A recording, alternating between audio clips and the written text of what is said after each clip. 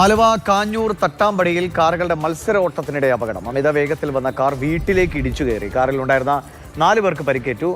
ദൃശ്യങ്ങൾ.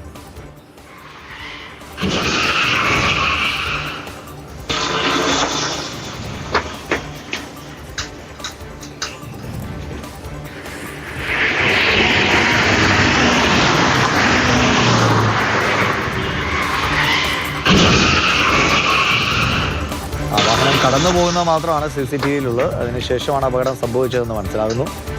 നേരാമണ്ണം ഓടിച്ചാൽ തന്നെ അപകടം ഉണ്ടാകുന്ന സമയത്താണ് അമിത വേഗവും, അതും രാത്രി. ബിനിൽ, ഗുരുതരമായി പരിക്കുണ്ടോ?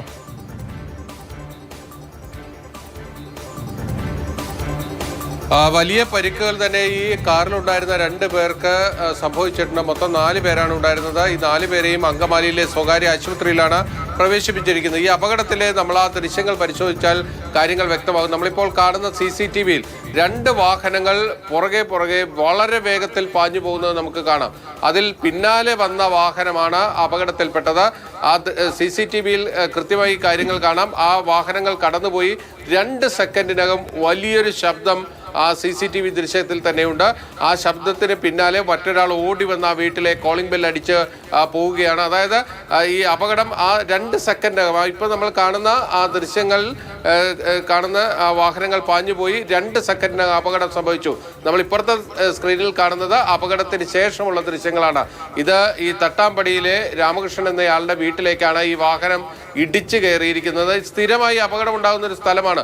വലിയൊരു വളവാണ്. ആ വളവിലൂടെ അമിത വേഗത്തിൽ ഇത്തരത്തിൽ കാർ ഓടിച്ചു വന്നാണ് ഈ അപകടം സംഭവിച്ചിരിക്കുന്നത്. ആ മതില് ഇടിച്ച് കാർ അകത്ത് കയറി ആ വീടിന്റെ ജനലടക്കം തകർത്ത നിലയിലാണ് കാർ വീടിനുള്ളിലുള്ളത്.